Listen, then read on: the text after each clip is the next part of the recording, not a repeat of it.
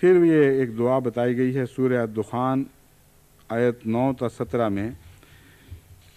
ربنا اکشف عنا العذاب انا مومنون انا لهم الذکری وقد جاءهم رسول مبین ثم تولوا عنہ وقالوا معلم مجنون۔ یہ دعا ایک ایسے زمانے کی دعا کے سے تعلق رکھتی ہے جو ابھی آنے والا ہے، جو گزرا ہوا زمانہ نہیں ہے،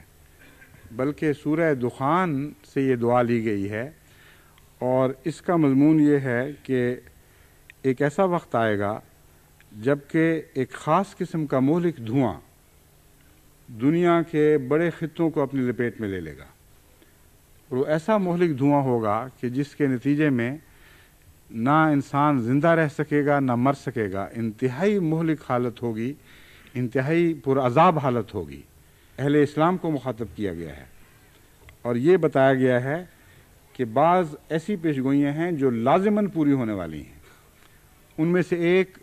دھوئیں کی پیشگوئی ہے۔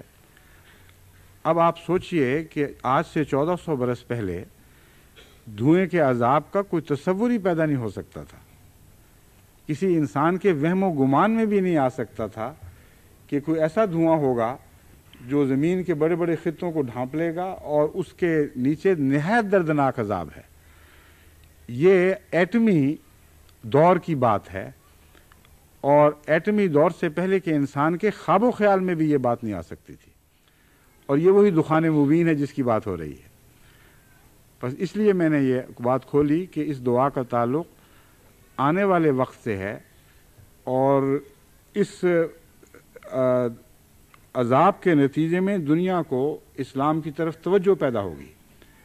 بس ہم پر یہ مضمون کھل چکا ہے، اس لیے ہمیں آج دعا کرنی چاہیے ان لوگوں کے لیے، کیونکہ عذاب کے وقت کی دعا قبول نہیں ہوا کرتی۔ جب ہم پر بات خوب روشن ہو گئی تو امن کی حالت میں اگر بے قراری سے بے چین لوگوں کے لیے دعا کی جائے تو وہ ضرور مقبول ہو جایا کرتی ہے۔ بس آج جماعت احمدیہ کو یقین کے ساتھ کہ آنے والا وقت ضرور ہے، اور اس وقت کو احمدیت کی دعاؤں کے سوا کوئی چیز ٹال نہیں سکتی۔ بڑی ہمدردی اور بہت ہی گہرے فکر کے ساتھ ایسے وقت سے بنی نوع انسان کے بچنے کے لیے دعا کرنی چاہیے، اور یہ دعا کرنی چاہیے کہ اللہ تعالیٰ ان کو پھر ایمان نصیب فرما دے، اور میں یقین رکھتا ہوں کہ اس کے بعد پھر انشاءاللہ اسلام کے غلبے کے دن آئیں گے۔